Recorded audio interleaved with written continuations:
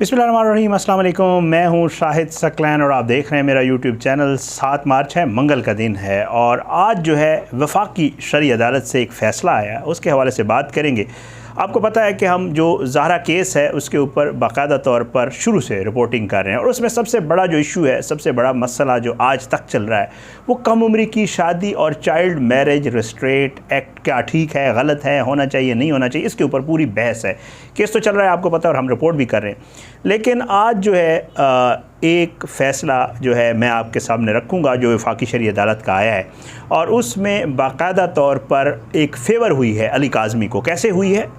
और साथ साथ जो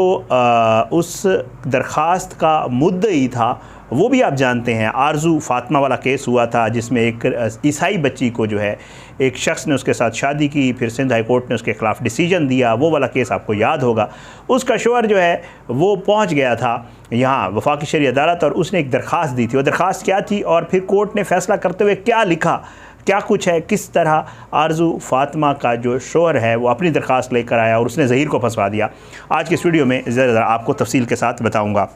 अच्छा, ये जी दरख्वास्त थी और ये थी आरजू फ़ातिमा का जो साबिक शोहर है उसने दी थी और उसने इसमें ये इस्तदा की थी कि जी अली अज़हर नामी ये शख्स है जिसने आरजू फ़ातिमा के साथ शादी की थी। वो सारा केस आपको पता है, फिर दोबारा बताने की ज़रूरत नहीं है। उसमें सिंध हाई कोर्ट ने जो है कहा था कि जी ये निकाह नहीं हुआ और साथ साथ उसने ये भी कहा था कि जो जिस शख्स ने अली अज़हर नामी शख्स ने शादी की है इसके ख़िलाफ़ बाकायदा तौर पर कानूनी कार्रवाई होनी चाहिए इस शख्स के ख़िलाफ़ और उसके ख़िलाफ़ केस भी चल रहा है, तो वो तो आपको पता है। बहरहाल वो पहुंच गया जी वफाकी शरई अदालत और उसने कहा कि ये जो Sindh child marriage restraint act है ये जो है इस्लाम के मनाफी है। इस्लाम में जो बालिग बच्ची है वो ख़ुद शादी कर सकती है, इसलिए इसके जो शिक नंबर 8 और शिक नंबर 2 है गालिबन, हाँ जी, शिक नंबर सेक्शन 2A और 8 के ख़िलाफ़ जो है उसने दरख्वास्त दायर कर दी और उसने कहा कि जो बच्ची जो अपनी मर्ज़ी से शादी करती है वो ठीक होती है, बच्ची का सिर्फ बालिग होना ज़रूरी है। ये उसने इस्तदा की थी और उसने फिर ज़ाहिर बात है एक केस चला, उसमें दलाइल दिए गए, हवाले दिए गए। थोड़ा सा आपको इसका बता देता हूँ। अब इसमें जी ये जो है फ़ैसले में ये कहा गया बाकायदा तौर के कि जी मुशाहिदा किया वफाकी शरई अदालत ने कि शादी के लिए कम अज़ कम उम्र मुकर्रर करने का जो इक़दाम इस्लामी अहकामात के ऐन मुताबिक है जैसा कि कुरान पाक और सुन्नत में बयान किया गया है। कायम मकाम चीफ़ जस्टिस, क्योंकि चीफ़ जस्टिस अब नहीं है तो कायम मकाम चीफ़ जस्टिस जो है डॉक्टर सैयद मोहम्मद अनवर और जस्टिस खादिम हुसैन एम शेख ने जो है 2 रुकनी बेंच था जिन्होंने इस केस को सुना था और उन्होंने जो है दरख्वास्तों में उठाए गए कुछ सवालात जो है उसको समाजी अक़दार से मुतल्लिक़ कहा और उन्होंने कहा कि कुछ पहलू जो है वो मुंतखब नुमाइंदों से गौर व ख़ौज़ का मुतालबा करते हैं, मतलब कानून में तब्दीली की ज़रूरत के हवाले से ये जो है उन्होंने बात की। बहरहाल 2020 में ये दरख्वास्त अली अज़हर नामी शख्स जो है उसकी तरफ से दायर की गई थी जिसने मुबैना तौर पर, जो मैं आपको बता चुका हूँ, एक नाबालिग ईसाई लड़की से इस्लाम कबूल करने के बाद शादी की थी। ये आपको याद होगा आरजू फ़ातिमा वाला जो केस है। अच्छा, सिंध हाई कोर्ट ने इसमें फ़ैसला दिया था कि लड़की के लिए कानूनी तौर पर शादी करना मुमकिन नहीं है क्योंकि नाबालिग होने के सबब उसकी रज़ामंदी की कोई कानूनी हैसियत नहीं है। ये सिंध हाई कोर्ट ने फ़ैसला दिया था आरजू फ़ातिमा केस में और लिखते हैं कि अदालत ने पुलिस को हिदायत की कि इसके मुबैना शोहर के ख़िलाफ़ कानून के ख़िलाफ़ वर्जी पर कार्रवाई की जाए, जो मैं आपको पहले बता चुका हूँ। कहा गया कि ज़ेर बहस कानून के तहत यानी Sindh child marriage restraint act के तहत 18 साल से कम उम्र के किसी भी नाबालिग शहरी की शादी पर पाबंदी है और ऐसा करने वाले मर्द और दोनों फ़रीक़ैन के वालिदैन या सरपरस्त के लिए सज़ाएँ तजवीज़ की गई हैं। आपको पता है सिंध में वो जो कन्वर्जन है उसके मामले पे भी है और बाकी भी बच्चियों की शादियाँ और बहुत सारे मामलात हैं तो उनके ऊपर ये कानून बना हुआ है। कुरान पाक और हदीस की बाज़ आयात को बुनियाद बनाकर दरख्वास्त गुजार के वकील ने मौक़िफ़ अख्तियार किया कि मर्द और औरत दोनों के लिए शादी की कम अज़ कम उम्र 18 साल मुकर्रर करना इस्लाम के अहकाम के ख़िलाफ़ है, ये उसने में कहा गया। लेकिन सिंध हाई कोर्ट के एक assistant advocate general Sagheer Ahmad Abbasi ने दलाइल दिए कि सिंध हाई कोर्ट 1929 के चाइल्ड मैरिज रिस्ट्रेंट एक्ट के ख़िलाफ़ दायर रियासत बामुकाबला फ़ारूक उमर भोजा के केस में एक इसी तरह की दरख्वास्त पहले ही खारिज कर चुकी है। इस केस में दरख्वास्त गुजार ने इस्तदा की थी कि अदालत लड़कियों की कम अज़ कम उम्र शादी की उम्र 16 बरस मुकर्रर करे। ये जो सिंध हाई कोर्ट में केस था उसमें ये दलाइल दिए गए थे और इसमें कहा गया था कि जी बाकायदा तौर पे जो दलाइल दिए गए उसकी तरफ से Sindh assistant advocate general Sagheer Ahmed Abbasi साहब की तरफ से उन्होंने कहा था कि इस किस्म की दरखास्तें खारिज हो चुकी हैं ऑलरेडी, मतलब वो जैसे आपको बताया ना कि जी कवानीन के हवाले दिए जाते हैं। बहरहाल बेंच जो है उसने अपने फैसले में कहा कि इस्लामी कानून के तहत शादी के लिए सिर्फ एक ज़रूरी अंसर बलूगत है, दीगर मामलात माली बहबूद, सेहत और ज़हनी पुख्तगी से मुतल्लिक़ हैं। फ़ैसले में कहा गया कि शादी के लिए कम अज़ कम उम्र मुकर्रर करना इस्लाम के अहकाम के ऐन मुताबिक है, क्योंकि इस तरह की कम अज़ कम उम्र के हद का तयन लड़कियों को बुनियादी तालीम मुकम्मल करने के लिए मुनासिब वक्त फ़राहम करना है, जो कि अमूमन किसी शख्स में ज़हनी पुख्तगी पैदा करने में मदद देती है। अच्छा, अब दरख्वास्त गुजार का जो वकील है उसका इस्तदलाल था कि जी कुछ बूढ़े या गरीब वालदैन अपनी कम उम्र बेटियों की शादी उनकी भलाई के लिए कर देते हैं। ज़ाहिर बात है वो जो हमारे यहाँ एक फ़ाइनेंशियल या माशी मामलात होते हैं और गरीब वालदैन जो है वो बच्चियों को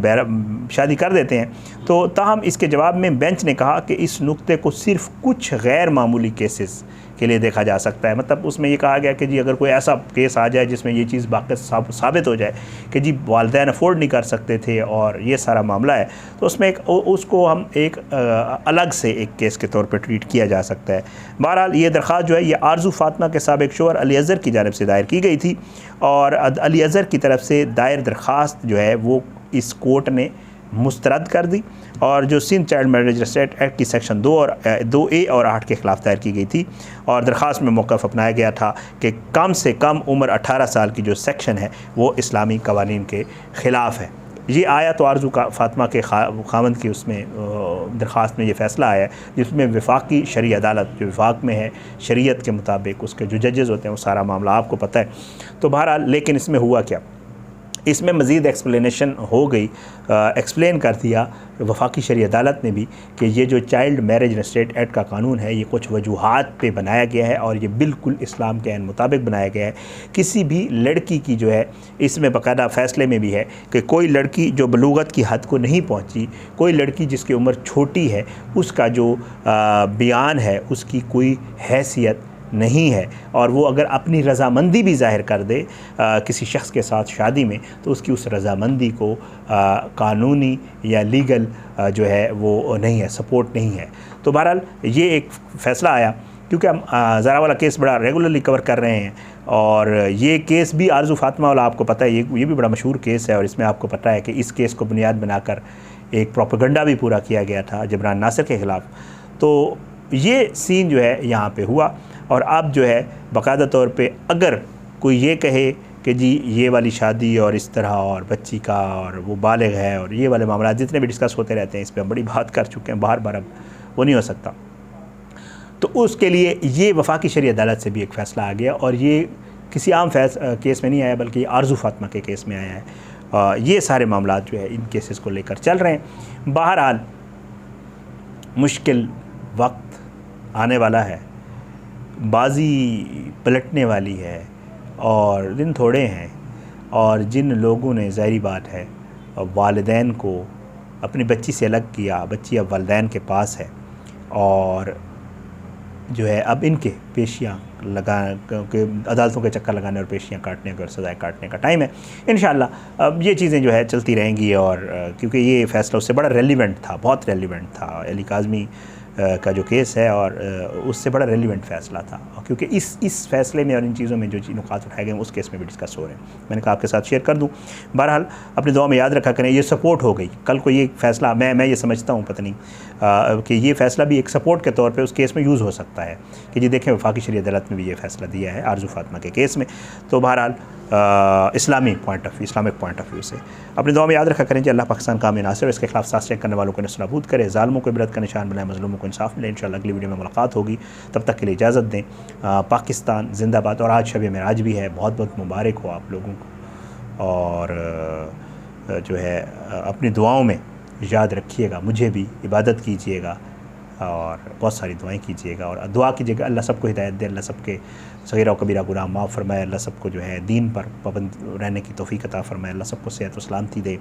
अल्लाह सबके वालिदैन जो इस दुनिया से चले गए उनको जो है मग़फ़िरत, जिनके ज़िंदा हैं उनको जो है अल्लाह ताला जो है अपनी हिफ्ज़ व अमान में रखे और अल्लाह उनको किसी का मोहताज ना करे। बहुत सारी दुआएं, अल्लाह सबकी जायज़ दुआएं जो है कबूल फरमाए। ये वाली दुआ ज़रूर कीजिएगा, जायज़ ख्वाहिशात पूरी फरमाए और सेहत सलामती और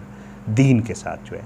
वो अल्लाह ताला सबको रखे, मरतबे कलमा नसीब करे। इजाज़त दें, पाकिस्तान जिंदाबाद। अल्लाह हाफ़िज़।